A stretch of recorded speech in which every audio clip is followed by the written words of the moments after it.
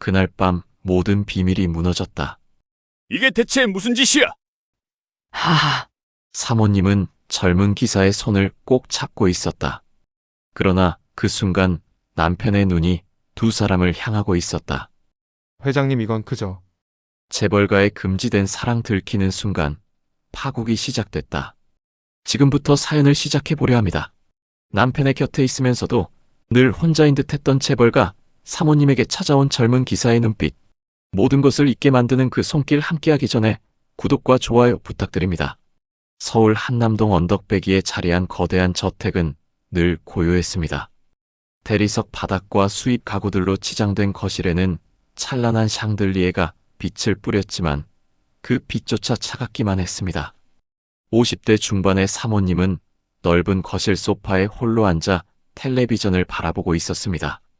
화면 속에서는 오래된 드라마가 흘러나왔지만 사모님의 눈동자는 초점을 잃고 있었습니다. 나는 부와 명예를 가졌지만 정작 나를 바라봐주는 사람은 없구나. 나는 언제부터 투명한 존재가 된 걸까? 사모님의 마음속 독백이 조용히 흘러나왔습니다. 남편인 회장은 새벽 일찍 나가서 밤늦게 돌아오는 생활을 10년째 반복하고 있었습니다. 집에 들어와도 서재에 틀어박혀 서류 더미와 씨름하거나 전화 통화에만 매달렸습니다.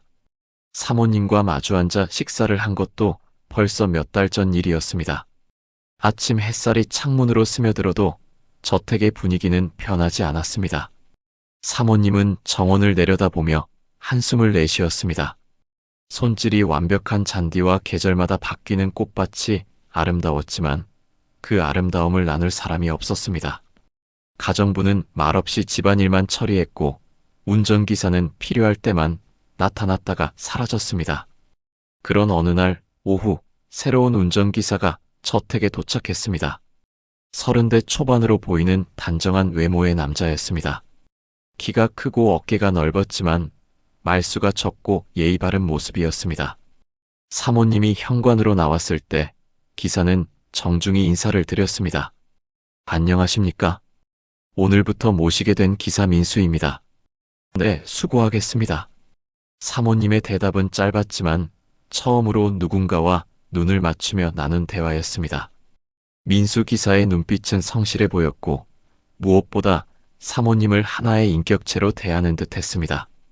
이전 기사들은 늘 고개만 끄덕이며 지시사항만 확인했는데 민수는 사모님의 말에 귀를 기울이는 모습을 보였습니다.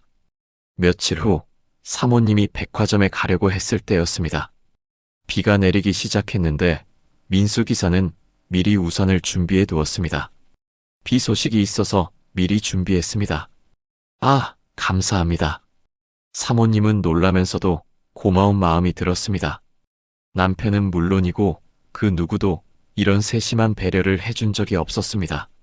차 안에서 민수 기사는 조심스럽게 말을 건넸습니다. 오늘 날씨가 쌀쌀합니다. 감기 조심하시길 바랍니다. 네, 고맙습니다. 사모님의 대답에는 처음으로 온기가 담겨 있었습니다. 그 순간 오랫동안 얼어있던 사모님의 마음 한구석이 조금씩 녹기 시작했습니다. 누군가 자신을 걱정해주고 배려해준다는 사실이 이렇게 소중할 줄 몰랐습니다.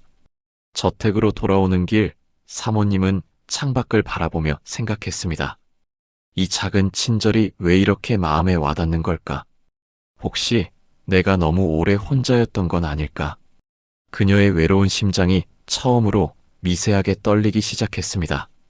며칠이 지나면서 사모님과 민수 기사 사이에는 조심스러운 대화가 늘어났습니다.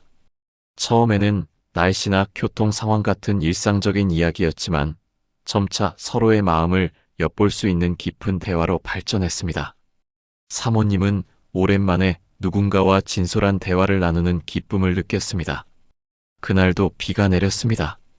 가을비가 차창을 두드리며 저택 앞 정원을 적시고 있었습니다. 사모님은 저녁 식사 후 정원을 거닐고 싶어 했지만 비 때문에 망설이고 있었습니다. 민수 기사는 사모님의 마음을 알아챈 듯 조심스럽게 말을 건넸습니다. 사모님, 정원 산책을 원하신다면 우산을 들어드리겠습니다. 괜찮습니다. 비가 너무 많이 와서요. 비 오는 정원도 나름의 운치가 있지 않을까요? 제가 우산을 받쳐드리겠습니다. 사모님은 잠시 망설였지만 민수기사의 따뜻한 배려에 마음이 움직였습니다. 오랫동안 혼자 지내온 터라 누군가와 함께 비 오는 정원을 걷는다는 것이 새로운 경험이었습니다. 두 사람은 큰 우산 하나 아래 나란히 서서 정원으로 나섰습니다.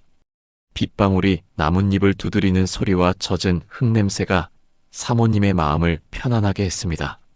민수 기사는 사모님이 비에 젖지 않도록 우산을 기울여 들고 있었고 자신의 어깨는 조금씩 젖어가고 있었습니다. 기사님, 어깨가 젖고 있네요. 괜찮습니다. 사모님만 앉아주시면 됩니다. 그때였습니다. 바람이 불어 우산이 기울어지면서 사모님이 비틀거렸습니다. 민수 기사는 반사적으로 사모님의 팔을 잡아 균형을 잡도록 도왔습니다.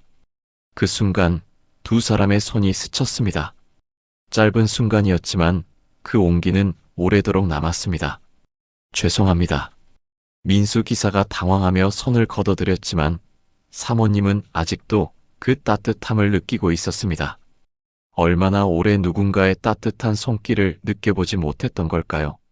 남편의 손은 언제부터인가 차가워졌고 사무적인 악수 외에는 스킨십조차 사라진 지 오래였습니다. 정원 끝에 있는 정자에 도착했을 때 민수 기사는 머뭇거리며 말을 꺼냈습니다. 사모님, 많이 외로우신 것 같습니다. 사모님의 마음이 급격히 요동쳤습니다. 이 간단한 한마디가 그동안 쌓인 외로움과 아픔을 정확히 꿰뚫고 있었습니다. 누군가 자신의 마음을 이렇게 깊이 이해해준다는 사실에 눈물이 맺혔습니다. 그런 말 하지 마세요. 우리 둘 다 위험해져요. 사모님의 목소리는 떨리고 있었습니다. 자신도 모르게 마음속에 금지된 감정이 싹트고 있다는 것을 느꼈습니다. 이것은 단순한 친절이나 동정이 아니었습니다. 오랫동안 메말랐던 마음에 단비 같은 관심과 이해가 스며들고 있었습니다.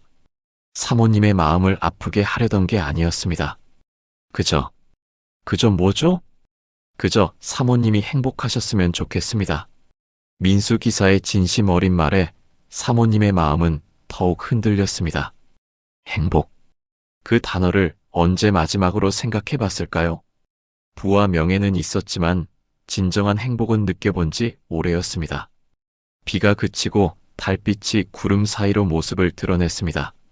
두 사람은 말없이 정자에 서서 정원을 바라보았습니다. 하지만 마음속에서는 금지된 불씨가 점점 타오르고 있었습니다. 사모님은 이 감정이 위험하다는 것을 알고 있었지만 동시에 이 따뜻함을 놓고 싶지 않았습니다. 저택으로 돌아가는 길, 두 사람 사이의 공기는 미묘하게 변해 있었습니다. 서로의 마음을 조금씩 이해하기 시작했지만 그만큼 위험한 경계선에 가까워지고 있었습니다. 비 오던 밤 이후 사모님과 민수 기사 사이에는 묘한 긴장감이 흘렀습니다. 서로의 마음을 조금씩 확인해가며 조심스럽게 다가서고 있었습니다. 사모님은 오랜만에 누군가에게 마음을 열어가는 설렘을 느꼈고 민수 기사 역시 사모님의 외로운 마음을 위로해주고 싶은 마음이 간절했습니다. 일주일 후 저녁 회장은 또다시 늦은 회식으로 집에 오지 않았습니다. 사모님은 홀로 저녁을 먹은 후 거실에서 차를 마시며 책을 읽고 있었습니다. 민수 기사는 차량 정비를 마치고 사모님께 인사를 드리려 거실로 들어왔습니다. 사모님, 차량 점검이 끝났습니다. 내일 아침에도 문제없이 이용하실 수 있습니다. 수고하셨어요. 차라도 한잔 하고 가세요. 사모님이 건넨 따뜻한 차 한 잔에 민수 기사는 감사 인사를 드렸습니다. 두 사람은 소파에 조금 떨어져 앉아 조심스럽게 대화를 나누었습니다. 처음에는 일상적인 이야기였지만 점차 서로의 내면 깊은 이야기로 발전했습니다. 사모님은 어떤 꿈을 가지고 계셨나요? 민수 기사의 질문에 사모님은 잠시 망설였습니다. 그동안 아무도 자신의 꿈에 대해 물어본 사람이 없었습니다.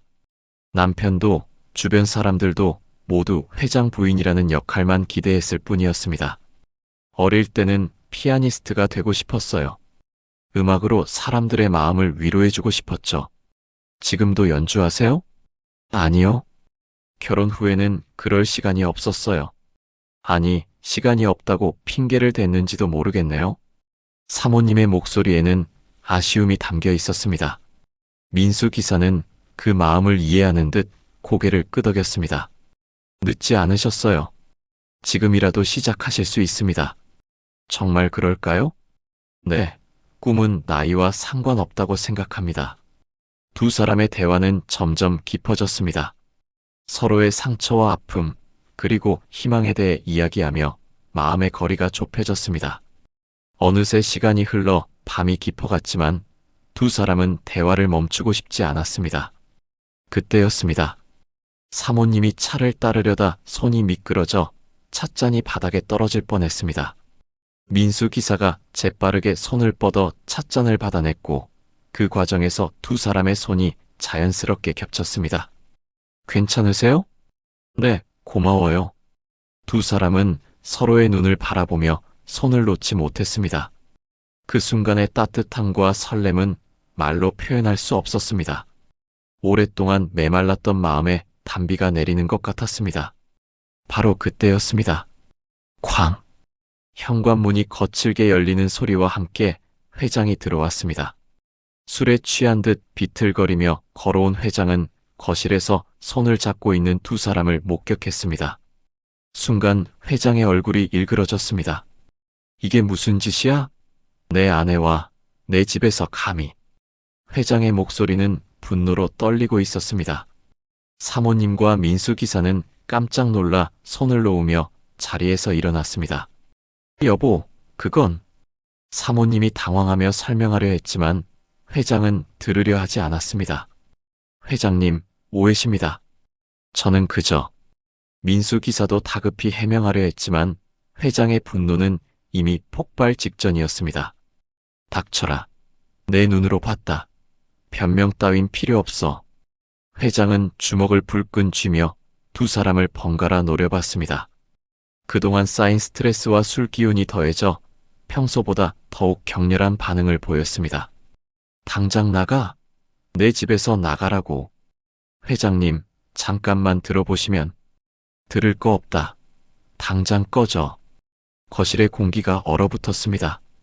방금 전까지 따뜻했던 분위기는 완전히 사라지고 차가운 긴장감만이 맴돌았습니다.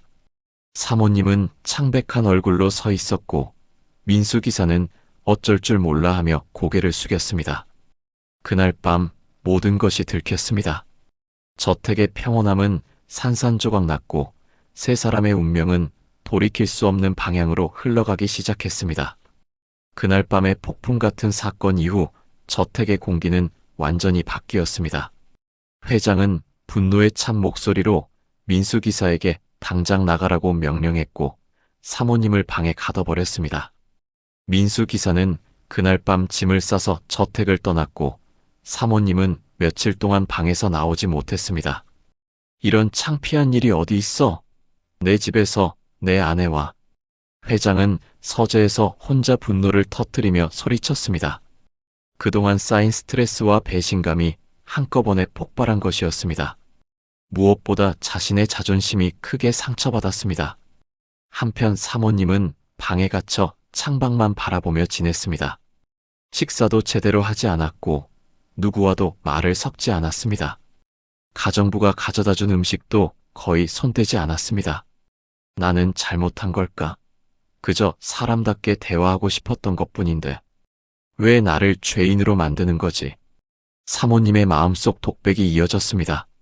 자신이 한 행동이 정말 잘못된 것인지 확신이 서지 않았습니다. 단순히 외로움을 달래주는 대화와 작은 스킨십이 이렇게 큰 문제가 될 줄 몰랐습니다. 집안 분위기는 점점 더 험악해졌습니다. 회장은 사모님과 마주치는 것조차 피했고 사모님 역시 남편과 대화하려 하지 않았습니다. 가정부와 다른 직원들도 어색한 분위기를 느끼며 조심스럽게 행동했습니다. 며칠 후 집안에는 소문이 퍼지기 시작했습니다.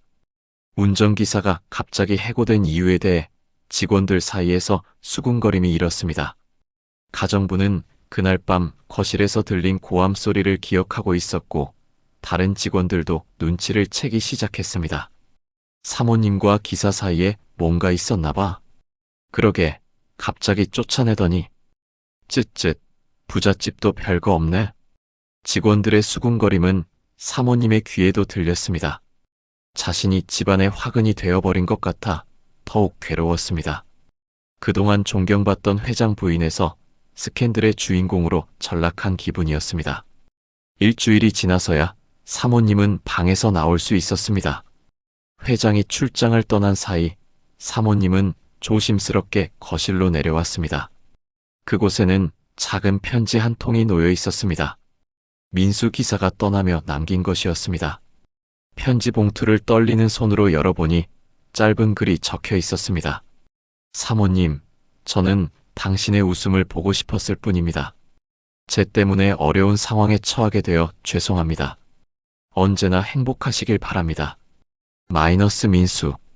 사모님은 편지를 읽으며 눈물을 흘렸습니다.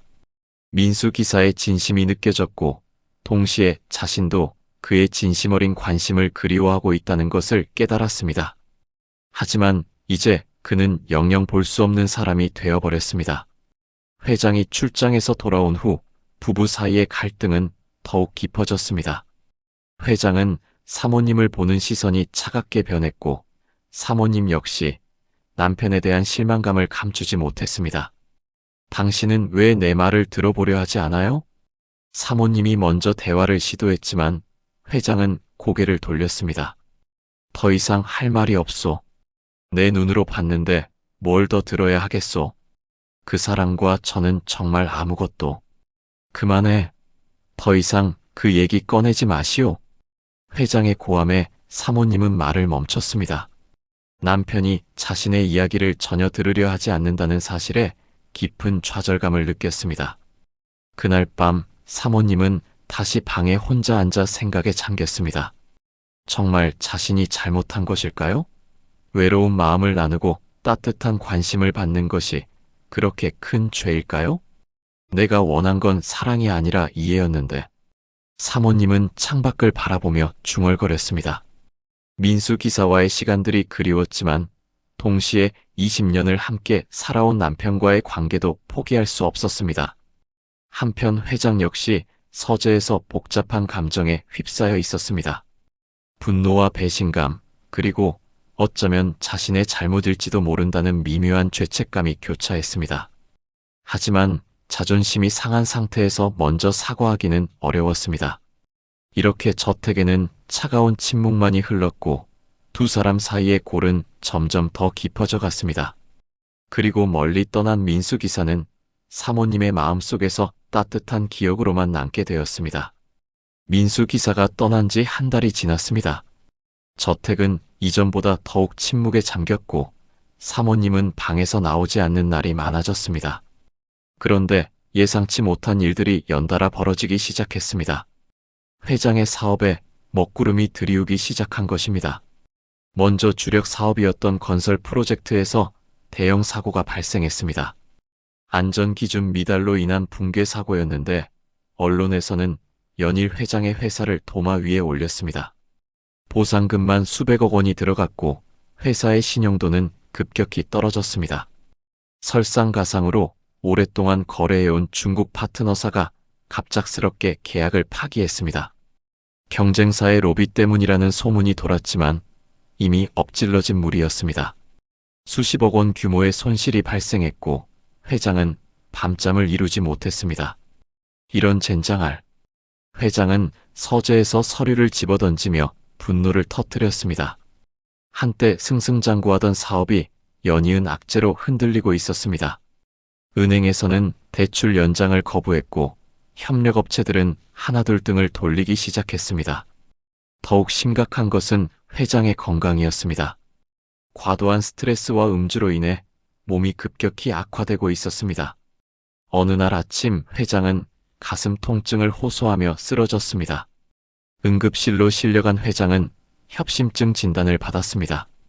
스트레스를 줄이시고 절대 안정을 취하셔야 합니다. 지금 상태로는 언제 큰 발작이 올지 모릅니다. 의사의 경고에도 불구하고 회장은 병원에서 나오자마자 다시 일에 매달렸습니다. 무너져가는 사업을 되살리기 위해 필사적으로 노력했지만 상황은 더욱 악화될 뿐이었습니다. 내가 가진 모든 것이 사라진다. 그런데 정작 지켜야 했던 건 아내의 마음 아니었나? 회장은 홀로 서재에 앉아 지난 날을 돌아봤습니다.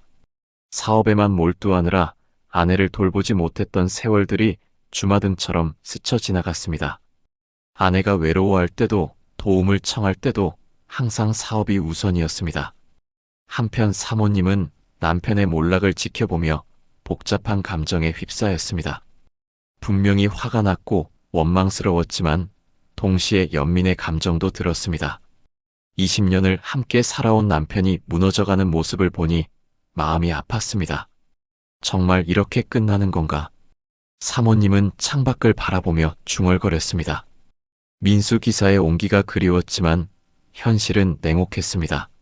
남편이 아무리 잘못했어도 그를 버리고 갈 수는 없었습니다. 그것이 자신이 배운 도리이자 책임이라고 생각했습니다. 어느 날 저녁 회장은 술에 취해 사모님 방으로 찾아왔습니다. 평소와 달리 초라한 모습이었습니다. 넥타이는 풀어져 있었고 셔츠는 구겨져 있었습니다. 여보, 내가 잘못했소. 회장의 목소리는 힘없이 떨리고 있었습니다. 사모님은 놀란 표정으로 남편을 바라봤습니다. 이런 모습의 남편을 본 것은 처음이었습니다. 당신이 외로워하는 걸 알면서도 나는 사업만 생각했소. 그 기사놈이 미워서 내쫓았지만 사실은 당신을 빼앗길까봐 무서웠소. 사모님은 말없이 남편의 고백을 들었습니다. 너무 늦은 깨달음이었지만 그래도 남편이 자신의 마음을 이해하려 노력한다는 사실에 조금이나마 위로를 받았습니다. 이제 와서 무슨 소용이에요? 당신이 그 사람을 그리워하는 것도 안다. 내가 못나서, 당신 마음을 지켜주지 못해서. 회장은 처음으로 자신의 잘못을 인정했습니다. 하지만 이미 돌이킬 수 없이 많은 것들이 무너져 내린 후였습니다. 사업도 건강도 그리고 부부 사이의 신뢰도 모두 금이 가 있었습니다. 사모님은 분노와 연민 사이에서 갈등했습니다. 민수 기사의 따뜻함을 그리워했지만 남편의 몰락 앞에서 쉽게 등을 돌릴 수는 없었습니다. 그것이 사랑 때문인지 의무감 때문인지 자신도 알 수 없었습니다. 회장의 사업 몰락이 가속화되면서 저택 분위기는 더욱 무겁게 가라앉았습니다. 직원들은 하나둘 떠나갔고 화려했던 저택도 점차 을씨년스러워졌습니다. 사모님은 남편의 변해가는 모습을 지켜보며 마음속 깊은 갈등에 휩싸여 있었습니다.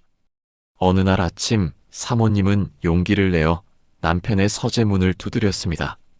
며칠째 제대로 식사도 하지 않고 서재에만 틀어박혀 있는 남편이 걱정되었습니다.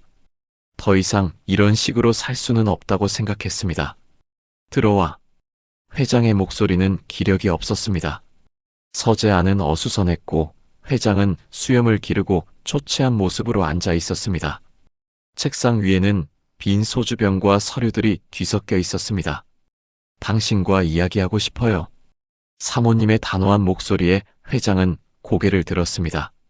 아내의 눈빛에서 평소와 다른 결연함을 느꼈습니다. 무슨 이야기를?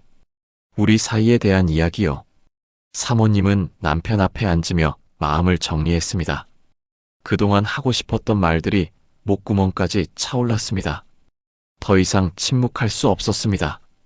당신이 모른 척했던 제 외로움, 그 사람이 알아주었을 뿐입니다. 사모님의 말에 회장의 얼굴이 굳어졌습니다. 하지만 사모님은 멈추지 않았습니다. 그는 제 재산을 노린 것도 당신 자리를 넘본 것도 아닙니다.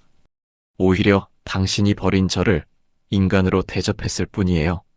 그런 말을 20년 동안 당신 곁에서 살면서 단 한 번도 제 이야기를 들어주신 적이 있나요? 제 꿈이 무엇인지, 무엇을 좋아하는지 물어보신 적이 있나요? 사모님의 목소리는 떨리고 있었지만 확고했습니다. 그동안 쌓인 서운함과 외로움이 한꺼번에 쏟아져 나왔습니다. 저는 당신의 소유물이 아니에요. 회장 부인이라는 타이틀 뒤에 숨어 있는 한 명의 인간이에요. 그것을 그 사람은 알아주었어요. 회장은 처음으로 완전한 침묵에 빠졌습니다. 아내의 말 한마디 한마디가 가슴에 박혔습니다. 그동안 자신이 얼마나 독선적이었는지, 아내를 얼마나 무시해왔는지 깨달았습니다. 민수 기사가 저에게 해준 일은 단순했어요. 제 말에 귀 기울여주고 제 마음을 이해하려 노력해 주었을 뿐이에요. 그런데 당신은 그것조차 질투하고 분노했죠. 여보, 저는 바람을 피운 것도 아니고 당신을 배신한 것도 아니에요. 그저 인간으로서 당연한 관심과 배려를 받았을 뿐이에요. 사모님의 눈에서 눈물이 흘러내렸습니다. 그동안 참아왔던 감정들이 터져나오는 것 같았습니다. 그 사람이 떠나고 나서 깨달았어요. 제가 그리워한 건 금지된 사랑이 아니라 따뜻한 인간관계였다는 것을요. 회장은 아내의 말을 들으며 자신의 지난 행동들을 돌아봤습니다. 정말로 아내를 사랑했다면 왜 그녀의 외로움을 알아채지 못했을까요? 왜 사업만이 전부라고 생각했을까요? 당신은 제가 다른 남자와 손을 잡는 것만 봤지만 저는 20년 동안 당신이 저를 외면하는 것을 봤어요. 미안하다. 회장의 목소리는 간신히 들릴 정도로 작았습니다. 미안하다고 해서 해결될 문제가 아니에요. 하지만 적어도 당신이 잘못을 인정한다면 우리가 다시 시작할 수 있을지도 모르겠어요. 사모님은 일어서며 마지막 말을 남겼습니다. 저는 이제 누군가의 부속품이 아니라 제 삶의 주인으로 살고 싶어요. 당신도 사업이 아닌 사람을 먼저 생각하는 남편이 되어주세요. 문을 닫고 나온 사모님의 마음은 한결 가벼워졌습니다. 그동안 하지 못했던 말들을 모두 쏟아낸 후라 시원했습니다. 이제는 남편이 어떤 선택을 할지 지켜볼 일만 남았습니다. 서재에 혼자 남은 회장은 아내의 말을 곱씹어 봤습니다. 모든 것을 잃어가는 상황에서 정작 가장 소중한 것을 잃을 뻔했다는 사실을 깨달았습니다. 이제라도 늦지 않았을까요? 진정한 남편이 되기에는 너무 늦었을까요? 사모님과의 진솔한 대화 후 회장의 건강은 급격히 악화되었습니다. 연이은 사업 실패와 스트레스, 그리고 아내에 대한 죄책감이 그의 몸과 마음을 망가뜨렸습니다. 어느 날 새벽 회장은 심한 가슴 통증을 호소하며 응급실로 실려갔습니다. 심근경색입니다. 상당히 위험한 상태예요. 의사의 진단에 사모님은 충격을 받았습니다. 남편과 갈등이 있었지만 이렇게 심각한 상태일 줄은 몰랐습니다. 중환자실로 옮겨진 회장은 의식을 잃었다 깨어났다를 반복했습니다. 사모님은 병원에서 밤낮으로 남편을 간병했습니다. 그동안의 원망과 분노가 있었지만 생사의 기로에 선 남편을 혼자 둘 수는 없었습니다. 이것이 부부로서의 마지막 의무라고 생각했습니다. 며칠 후 회장이 잠시 의식을 되찾았습니다. 산소 마스크를 쓴 채 힘겹게 숨을 쉬고 있었지만 사모님을 보자 간신히 손을 들어 올렸습니다. 여보, 말하지 마세요. 힘 빼지 말고요. 사모님이 남편의 손을 잡으며 달래었지만 회장은 꼭 하고 싶은 말이 있다는 듯 고개를 저었습니다. 미안하오. 회장의 목소리는 간신히 들릴 정도로 약했습니다. 하지만 그 속에는 지금까지 들어본 적 없는 진심이 담겨 있었습니다. 당신에게 사랑한다는 말을 단 한 번도 하지 않았지. 사모님의 눈에서 눈물이 흘러내렸습니다. 20년의 결혼 생활 동안 정말로 한 번도 들어보지 못한 말이었습니다.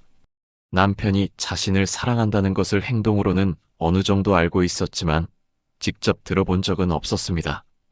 그 말 한마디가 이렇게 중요할 줄 몰랐소. 회장의 손에 힘이 들어갔습니다. 마지막 힘을 짜내어 아내에게 전하고 싶은 말이 있었습니다. 나는 당신만 바라보고 살았소. 하지만 당신이 무엇을 원하는지 물어보지 않았지. 여보, 사업이 우리 가족을 행복하게 해줄 거라고 착각했소. 정작 당신은 혼자 외로워하고 있었는데 회장의 숨소리가 점점 거칠어졌습니다. 의료진이 달려왔지만 회장은 아내의 손을 놓지 않았습니다. 나는 그 말만 기다렸어요. 그 한마디가 내 인생 전부였어요. 사모님이 눈물을 흘리며 대답했습니다. 정말로 그 한마디를 20년 동안 기다려왔던 것입니다. 사랑한다는 말, 고맙다는 말, 자신의 존재를 인정해주는 말을 간절히 원했습니다. 사랑한다. 여보, 많이 사랑한다. 회장이 마지막 힘을 다해 말했습니다. 그 순간 사모님의 마음속에 쌓인 원망과 분노가 서서히 녹아내렸습니다. 너무 늦은 고백이었지만 그래도 들을 수 있어서 다행이었습니다. 나도 당신을 사랑했어요. 지금도. 두 사람은 손을 꼭 잡고 서로의 눈을 바라봤습니다. 그동안 말하지 못했던 사랑을 확인하는 소중한 순간이었습니다. 그 기사, 민수. 회장이 힘겹게 말을 이어갔습니다. 그를 다시 불러. 당신을 지켜주게. 무슨 말씀이세요? 나는 곧 떠날 것 같소. 당신 혼자 남겨두고 싶지 않소. 회장의 목소리는 점점 작아졌습니다. 하지만 마지막까지 아내를 걱정하는 마음만은 변하지 않았습니다. 그 사람이 당신을 행복하게 해줄 수 있다면 나는 괜찮소. 여보, 그런 말 하지 마세요. 약속해. 행복하게 살겠다고. 약속해. 회장은 마지막 부탁을 남기며 사모님의 손을 꼭 잡았습니다. 그리고 천천히 눈을 감았습니다. 모니터에서 경고음이 울렸고 의료진이 분주히 움직였지만 회장의 심장은 더 이상 뛰지 않았습니다. 사모님은 남편의 차가워진 손을 잡고 한참을 울었습니다. 원망도 많았고 아픔도 많았지만 마지막 순간만큼은 진정한 부부였다는 생각이 들었습니다. 그리고 남편의 마지막 부탁이 마음에 깊이 새겨졌습니다. 회장의 장례식은 조용하게 치러졌습니다. 한때 화려했던 인맥들은 대부분 등을 돌렸고 진심으로 애도해주는 사람은 많지 않았습니다. 사모님은 검은 상복을 입고 의연하게 마지막 인사를 받았습니다. 슬픔보다는 복잡한 감정이 마음을 지배했습니다. 장례 후 저택으로 돌아온 사모님은 텅 빈 집안을 둘러봤습니다. 화려했던 가구들과 예술품들은 대부분 채권자들에게 넘어갔고 이제 정말 필요한 것들만 남아 있었습니다. 오히려 마음이 편했습니다. 더 이상 무거운 짐을 질 필요가 없어진 기분이었습니다. 나는 이제 누군가의 소유가 아니라 내 삶의 주인으로 살겠다. 외로움도 아픔도 내 삶의 일부로 받아들이며. 사모님은 거실 한가운데 앉아 조용히 다짐했습니다. 남편의 마지막 말이 계속 머릿속에 맴돌았습니다. 행복하게 살라는 당부, 그리고 민수를 다시 불러달라는 부탁까지. 며칠 후 사모님은 용기를 내어 민수에게 연락했습니다. 한 달 전 떠날 때 남긴 전화번호로 조심스럽게 전화를 걸었습니다. 여보세요? 민수 씨인가요? 저예요. 전화 너머로 잠시 침묵이 흘렀습니다. 민수도 놀란 것 같았습니다. 사모님, 회장님 소식 들었습니다. 삼가 고인의 명복을 빕니다. 고마워요. 시간 되시면 만날 수 있을까요? 이틀 후 두 사람은 한강공원에서 만났습니다. 사모님은 평소와 달리 수수한 옷차림이었고 민수는 여전히 단정한 모습이었습니다. 처음에는 어색했지만 점차 자연스러운 대화가 이어졌습니다. 많이 힘드셨을 것 같습니다. 예상보다는 괜찮아요. 오히려 자유로워진 기분이에요. 사모님의 표정에는 이전에 없던 평온함이 있었습니다. 남편을 떠나보내면서 많은 것을 정리할 수 있었던 것 같았습니다. 회장님께서 마지막에 말씀하셨어요. 당신을 다시 불러서 저를 지켜달라고. 민수는 놀란 표정을 지었습니다. 그런 말씀을. 저도 처음에는 당황했어요.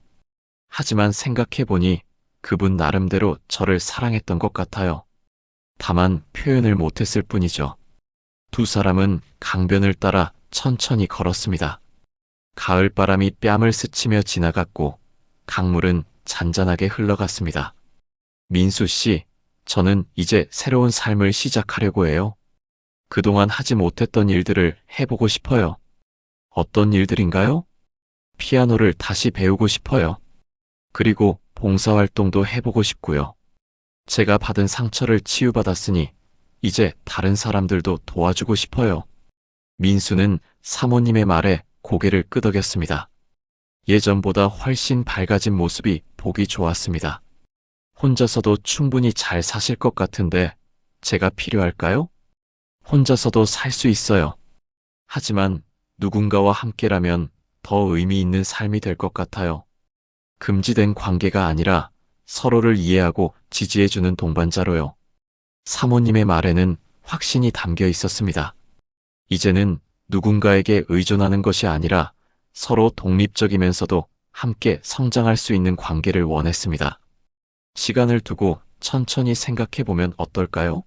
저도 마음의 준비가 필요할 것 같고요. 그러죠. 급할 것 없으니까요. 그날 저녁 하늘에서 가을비가 내리기 시작했습니다. 사모님과 민수는 정원에 있는 정자에서 비를 피했습니다. 몇 달 전 처음 마음을 나눈 그 장소였습니다. 그때와는 다른 기분이네요. 네, 그때는 죄책감이 있었는데 지금은 편하네요. 두 사람은 조용히 미소를 지으며 빗속을 바라봤습니다. 빗방울이 정원의 꽃들을 적시고 공기는 상쾌해졌습니다. 앞으로 어떻게 살아갈지 모르겠지만 후회하지 않는 삶을 살고 싶어요. 저도 사모님과 함께라면 그런 삶을 살 수 있을 것 같습니다. 민수가 조심스럽게 사모님의 손을 잡았습니다. 이번에는 금지된 손길이 아니라 치유와 희망의 온기였습니다. 두 사람의 손에는 서로를 이해하고 지지하겠다는 약속이 담겨 있었습니다. 비가 그치고 석양이 구름 사이로 모습을 드러냈습니다. 새로운 시작을 알리는 것 같았습니다. 사모님은 이제 진정한 자유를 얻었고 민수와 함께 새로운 인생을 써내려갈 준비가 되어 있었습니다. 지금까지 들어주셔서 감사합니다. 좋은 시간이었다면 이를 눌러주세요. 마지막으로 구독과 좋아요 부탁드리며 즐거운 시간 보내시기 바랍니다. 지금까지 사연 대방출이었습니다.